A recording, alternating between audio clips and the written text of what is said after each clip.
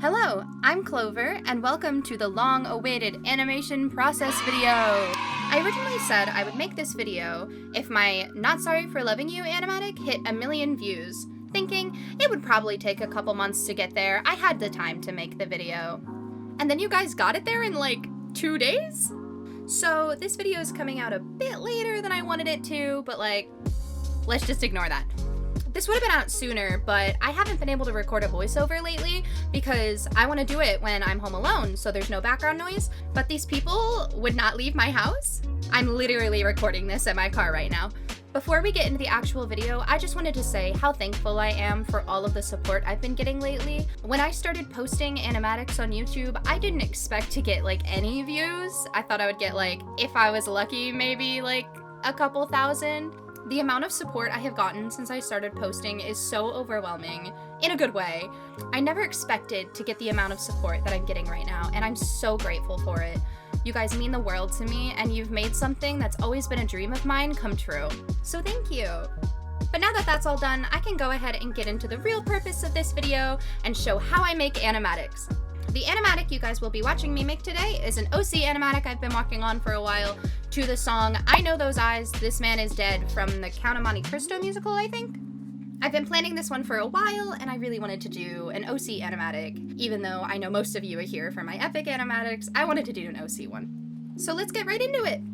So I use Clip Studio Paint version 4.0 to animate, and these are all the settings I use for my animation file. So one of the first things I do when I'm making an animatic is I immediately add a gray layer over that white paper because I'm a dark mode girly. I cannot handle that bright white background. For adding audio to my animatic, I literally just drag and drop it into the Clip Studio window, and I use MP3 files. I have heard a lot of places that like other audio files are better, but I've had no issues with MP3s.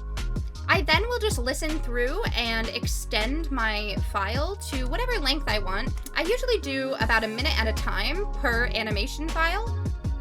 There's no reason for this, I just think it makes it less overwhelming. Usually I end my file at like the end of a phrase for the song or like right before a really big moment, just because it makes the editing process a little bit easier to squeeze them together. I don't want to have to edit right in the middle of a phrase, I want to do like right at the end. And then I just save the file, and then I can continue on to drawing. I like to listen to my audio chunk a couple times through before I start drawing, and then really like picture what I want the characters to be doing. After that, I will go through and just listen to my audio and add frames wherever I know that I want like a big moment to be happening. They don't have to stay where I put them, I can move them later. It's just to like get started, I like to add frames in, and then I start with my drawing. I like to use a pencil brush for this because it's not that like sharp and set in stone, and I really roughly sketch these things. I'm just throwing in body shapes, overall shapes, not any like really detailed bodies, just to get the idea down. And so I will go through the entire 1 minute chunk of my audio, and I will just add in all of these little frames with rough drawings of basically what I want to happen. They don't have to move all that much. I can always go back and add more frames to add more movement. I'm just trying to get the basic idea down. While I'm doing this, I'm kind of just listening to the audio over and over and over again, trying to picture what I want a little like clearer, just trying to get the basic idea down just so that I can see what's going on. Nobody else will really understand what's going on, but that's not important. I'm just trying to get something down so that later me will like understand what I was trying to get across before I go back and refine it.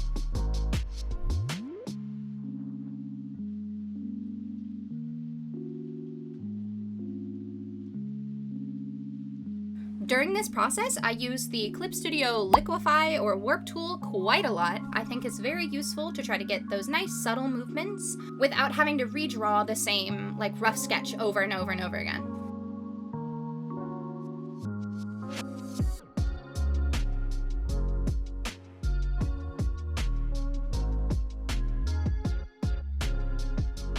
Something I find really helpful is during this process, I like to go back and just kind of rewatch everything I've drawn over and over and over again as I'm working on the new frames.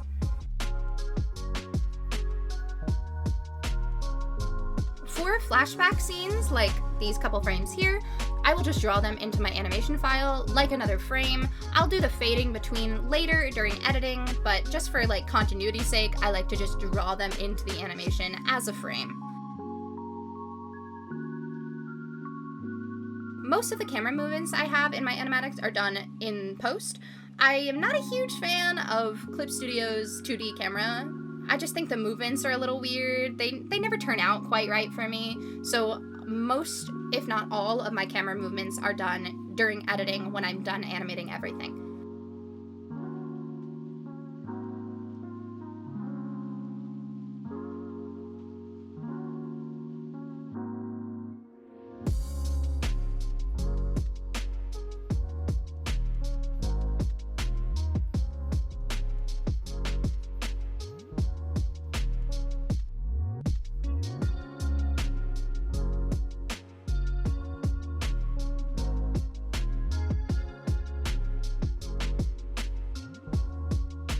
Once I've got it all rough sketched, I like to go back and just kind of like draw my character's features onto the sketches I already had. I didn't record that just because it was a little repetitive, but all I'm doing is just drawing the characters on top of the sketch I already had. And then before I move on to line art, I like to do a little watch through. It's really rewarding to be able to watch your animation unfold before you after you've been working on it for a couple hours, and it really helps motivate me to work on the rest of it.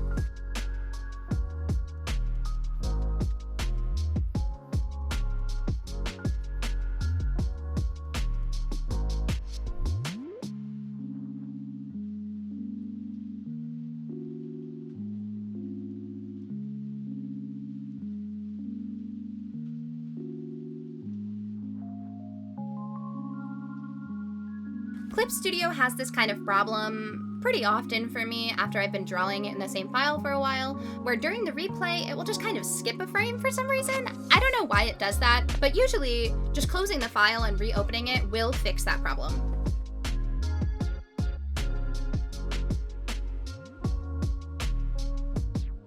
Once I'm happy with my sketch and I've watched it through a couple times, I'll add a couple new animation folders. I like to name my folders. It kind of keeps things a little organized. You really don't have to. I usually make one for line art, one for the sketch, and one for backgrounds. If you have any extra things besides those, you can add another folder.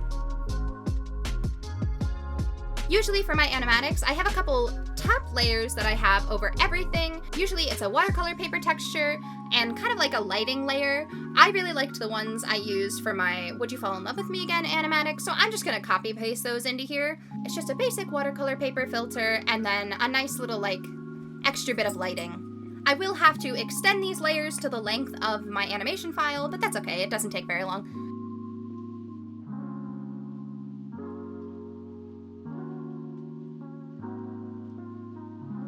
But once I've got that down, I will lower the opacity of my sketch layer and I will go in and add a frame to my line art folder over every single sketch frame, just to prep for the line art stage. It makes it a little quicker if I already have the frames laid out. And then I will just pick a color. I never go in with plain black. I usually go for a dark color, but not quite black. I wanted this animatic to be kind of purpley, bluey, maybe a little pink. So I went for a very dark indigo color. So I just go in and line everything to get the basic idea across, but I don't have to stress myself about making everything look perfect. I just need to get it down. I personally find this stage really relaxing because I don't really have to think while doing line art. I'm just kind of redoing my sketch over and over and over again. So at this point in my process, I'm usually talking with friends or watching YouTube or listening to music. While I'm doing my sketch, I actually work in complete silence. I find it really helpful to have nothing on in the background because then I can devote all of my attention to getting my sketch to look exactly how I want it to look. In the past, I've tried to do animatics with music on in the background, or a YouTube video, or talking with friends, and I just find it really distracting. And usually that makes the animatic not turn out very well, or like the sketches aren't quite how I wanted them to be. I find that my sketching phase, I work best in complete silence. But once I get to the line art and everything after that, then I can start playing the music, listening to the podcast, talking with friends. I know for a fact when I was doing this, I was talking to friends a lot because I tried to edit them out, but there's a couple moments here and there where you can see me like drawing stupid things on there for funny. I did off camera also go in and sketch on my backgrounds. I I did mean to record that, but I completely forgot. But for the backgrounds, usually I just kind of go in with a very rough outline of vaguely what I want the room to look like. They're not super important, I just kind of need something there to set the stage. Usually my backgrounds are pretty rough. The main focus of my animatics usually is the characters, not the backgrounds, so I don't put a ton of effort into the backgrounds. If this was like a fully fledged animation, I'd put more effort into them, but because it's not, it's just kind of a rough sketch version, I'm not going to put that much effort into the backgrounds. I'm going to put most of my effort towards the characters, their expressions, and how they're moving. I also find that the warp tool is really helpful in really pushing expressions to their extremes. If I draw an expression and it's not hitting as hard as I want it to, or it just feels like the character is not feeling as strongly as I think they should, the warp tool really helps me push that expression just by moving the eyebrows, the eyes, the mouth, just a little bit here and there. It really helps. For moments where I feel like there's not enough movement going on, usually I'll add like a little bit of wind movement to like move. For example, here I'm moving his hair, his little cape thingy. I just feel like it really adds that sense of movement into frames that the character isn't really moving in. And you can see a couple times throughout my animatic process where I'm opening up another file. It's usually a reference picture of the character I'm drawing. I have 2 monitors for my art setup, so usually I will open up a file of the character reference sheet and I'll put those on my other monitor while I'm drawing on my tablet. It's really helpful to me to have my character reference sheets right above me while I'm drawing. It just really keeps the characters looking accurate and like themselves.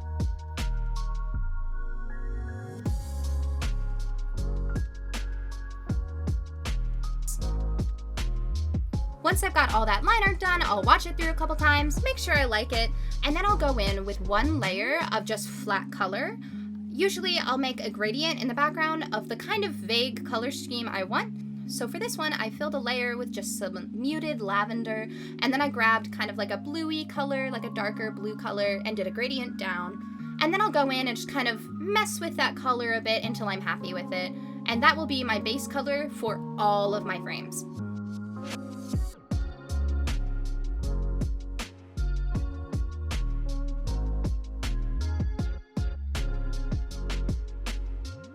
For coloring for backgrounds, I usually just take this default rough wash brush. I'm kind of just putting in little details here and there to bring the background to life, but without actually coloring the background. So like I'm adding a little shadow into this crowd here. It doesn't have to be perfect, that's not the focus here. I just want it to be darker than the rest of the background. It really doesn't take much to separate your characters from the background in this step, and that's all I'm really trying to do, is I'm just trying to make the background look alive, but still have it not take the attention away from the characters, because they are the most important thing here. For the colors, I'm usually just taking darker, lighter, or more saturated, more muted colors from that basic gradient that we already did, and I'm just adding them here and there, wherever feels right. Sometimes for the backgrounds, like here, I can copy-paste them and just make them a little bigger, but later I will have to start coloring each one individually.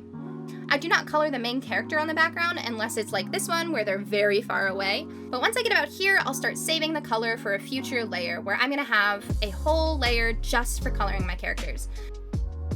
I'm just going to go through and do some basic coloring for the backgrounds, just adding some shadows, some highlights, just making it look overall less incomplete, less like a sketch, and more like a finished piece. This helps especially when I'm changing the scene from a lit up indoor room to like this dark outside area, or when I'm doing flashbacks, I really like to change the overall color scheme for flashbacks. I think it really helps separate them from the rest of the story and really imply that they are flashbacks, they aren't actually happening in the present moment. But really, in this coloring stage, all I'm looking for is just a vague understanding of the lighting in the scene. So like out here, it's nighttime, there's a moon out, so I'm making everything significantly darker than it was inside, but I'm adding that little bit of light purple highlight to show that there is a light source out there, it's just also nighttime.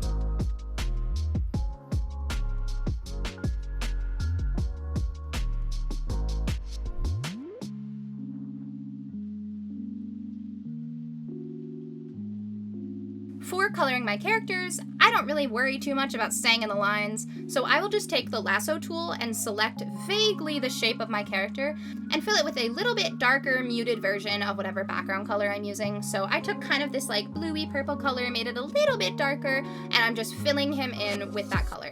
Again, I don't worry too much about staying in the lines.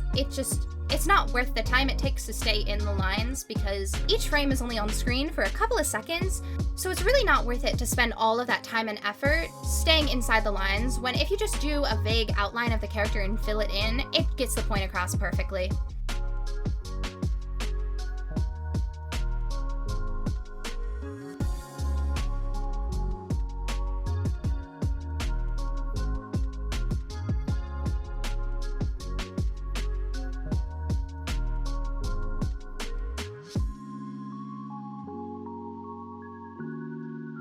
For the frames where I'm doing some movement with the wind in his hair and cloak, I can just color 2 of those frames and then copy paste them later. I don't have to recolor each frame, I can just go in and copy paste, it just makes it a lot quicker and a lot easier. I then will go back to the beginning, I will lock every single color layer, and I like to add some gradients to my color. I think it just adds this little extra something to the characters, and I think it makes it look a lot better. So I'm kind of just going through adding little gradients. For some scenes, I'm adding like a shadow to one side or like a light to the other side. Just really kind of working to make it look less flat and more finished.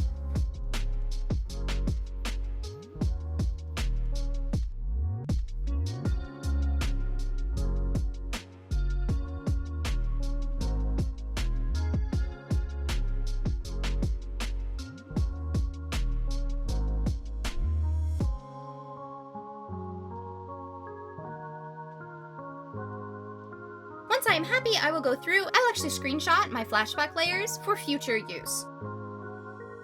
I will go ahead and export it as an MP4, and then I will close clip, and I'm actually going to move on to DaVinci Resolve. Any video editing program really works for this. I just use DaVinci Resolve because it's free.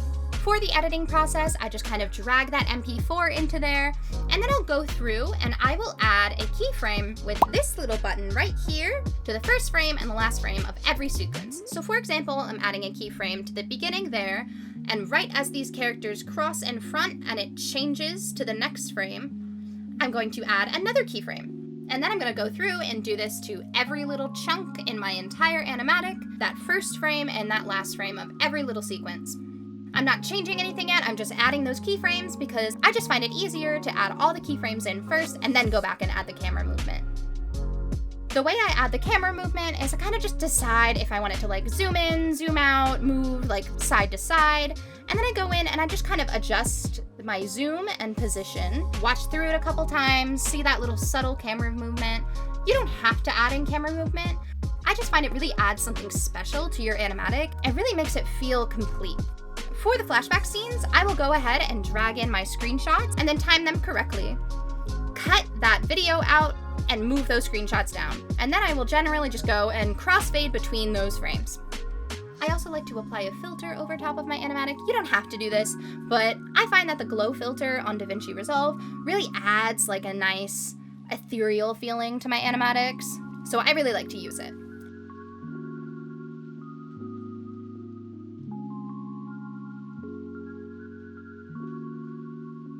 And once I've got all my camera movement and I'm satisfied with how it looks, that's my entire process. Now I won't be posting the finished version of the animatic I was working on in this video because the song is very copyrighted and I really want to monetize something on this channel, so I can't really play that song.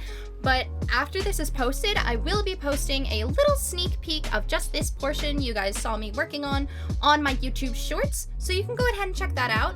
And in a couple weeks, I'll have the finished animatic of the entire song posted, so you can check that out too. I really hope that you enjoyed this video of me explaining my animatic process. I know a lot of you were really excited for this, and I really hope it helps some of you that want to start making your own animatics but didn't really know how to start. And once again, I just wanted to thank you guys for all of the support you guys have been giving me. I never ever expected my YouTube channel to ever reach the heights that it has reached.